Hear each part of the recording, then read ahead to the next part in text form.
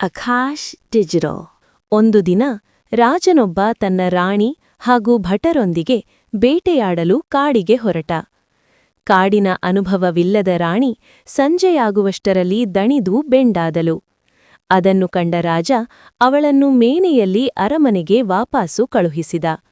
ರಾಜ ಮಾತ್ರ ಬೇಟೆಯನ್ನು ಮುಂದುವರಿಸಿದ. ಮಧ್ಯರಾತ್ರಿ ಅರಮನೆಗೆ ಮರಳಿದ. ಶಯ್ಯಾಗೃಹಕ್ಕೆ ಪ್ರವೇಶಿಸಿದ ರಾಜ ಒಂದು ದೃಶ್ಯ ನೋಡಿ ಬೆಚ್ಚಿಬಿದ್ದ. ಹಂಸತೂಲಿಕಾ ಮಂಚದ ಮೇಲೆ ರಾಣಿ ಮಲಗಿದ್ದಳು. ಅವಳ ಪಕ್ಕದಲ್ಲಿ ಪ್ರತಿದಿನ ಹಾಸಿಗೆ ಸಿದ್ಧಪಡಿಸುವ ಸೇವಕ ಮಲಗಿದ್ದ. ಆ ಕ್ಷಣದಲ್ಲೇ ರಾಜನ ಮನಸ್ಸಿನಲ್ಲಿ ರೋಷ, ದ್ವೇಷ, ಅನುಮಾನ ಬೆಂಕಿಯಂತೆ ಹೊತ್ತಿಕೊಂಡಿತು. ಮನೆಯಾಳನ್ನೇ ಪ್ರಿಯಕರನನ್ನಾಗಿಸಿಕೊಂಡಿದ್ದಾಳೆ ಈ ಕುಲಟೆ, ಇಬ್ಬರ ತಲೆಯನ್ನು ಕತ್ತರಿಸಬೇಕು ಎಂದು ಕತ್ತಿಯನ್ನು ಎತ್ತಿದ. ಆ ಕ್ಷಣದಲ್ಲೇ ಗೋಡೆಯ ಮೇಲೆ ಬರೆಯಲ್ಪಟ್ಟಿದ್ದ ಪೂರ್ವಜರ ನುಡಿಗಟ್ಟು ರಾಜನ ಕಣ್ಣಿಗೆ ಬಿತ್ತು. ಪ್ರತ್ಯಕ್ಷ ಕಂಡರೂ ಪ್ರಮಾಣಿಸಿ ನೋಡು. ಕ್ಷಣ ಮಾತ್ರ ತಾಳ್ಮೆ ಹಿಡಿದ ರಾಜ ಕತ್ತಿಯನ್ನು ಕೆಳಗಿಳಿಸಿ ಬಾಗಿಲ ಮರೆಯಲ್ಲಿ ಅಡಗಿ ನಿಂತ. ಸ್ವಲ್ಪ ಸಮಯದ ಬಳಿಕ ಸೇವಕನಿಗೆ ಎಚ್ಚರವಾಯಿತು. ಪಕ್ಕದಲ್ಲಿ ಮಲಗಿದ್ದವಳು ರಾಣಿ ಎಂದು ತಿಳಿದವನೇ ಹಾವನ್ನು ತುಳಿದವನಂತೆ ಹೌಹಾರಿ ಮಂಚದಿಂದ ಕೆಳಗೆ ಜಿಗಿದ. ಆ ಶಬ್ದಕ್ಕೆ ರಾಣಿಗೂ ಎಚ್ಚರವಾಯಿತು. ಸೇವಕ ರಾಣಿಯ ಕಾಲು ಹಿಡಿದು ಕಣ್ಣೀರು ಸುರಿಸುತ್ತಾ ಕ್ಷಮೆಯಾಚಿಸಿದ. ವಾಸ್ತವವಾಗಿ ನಡೆದದ್ದೇನು? ಅಂದು ರಾಜ ಮತ್ತು ರಾಣಿ ಇಬ್ಬರೂ ಇಲ್ಲದ ಕಾರಣ ಸೇವಕನಿಗೆ ಒಂದು ಚಿಕ್ಕ ಆಸೆ ಹುಟ್ಟಿತು.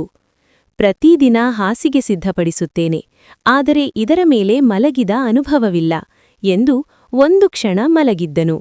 ಅವನು ನಿದ್ರೆಗಜಾರಿದ.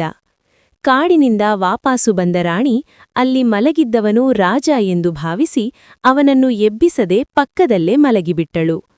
ಸತ್ಯ ತಿಳಿದಾಗ ರಾಣಿ ಭಯದಿಂದ ನಡುಗಿದಳು. ಆದರೆ ಸೇವಕನ ನಿಷ್ಠೆ ಗೊತ್ತಿದ್ದ ಕಾರಣ ಅವನನ್ನು ಸಮಾಧಾನಪಡಿಸಿ ಬೀಳ್ಕೊಟ್ಟಳು.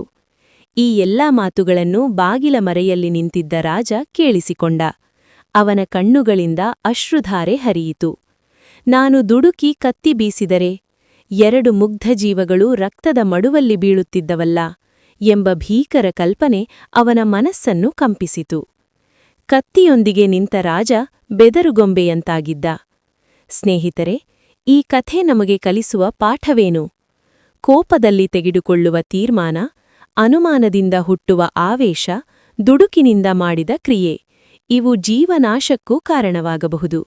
ಅದಕ್ಕಾಗಿಯೇ ಹಿರಿಯರು ಹೇಳಿದ್ದಾರೆ, ತಾಳಿದವನು ಬಾಳಿಯಾನು. ಈ ಕಥೆ ನಿಮಗೆ ಇಷ್ಟವಾದರೆ ಲೈಕ್ ಮಾಡಿ. ನಿಮ್ಮ ಅಭಿಪ್ರಾಯವನ್ನು ಕಮೆಂಟ್ ಮಾಡಿ. ಇನ್ನೂ ಇಂತಹ ಅರ್ಥಪೂರ್ಣ ಕಥೆಗಳಿಗಾಗಿ ನಮ್ಮ ಚಾನೆಲ್ಗೆ ಸಬ್ಸ್ಕ್ರೈಬ್ ಮಾಡಿಕೊಳ್ಳಿ. ಧನ್ಯವಾದಗಳು. ಜೈ ಹೋ ಕನ್ನಡ.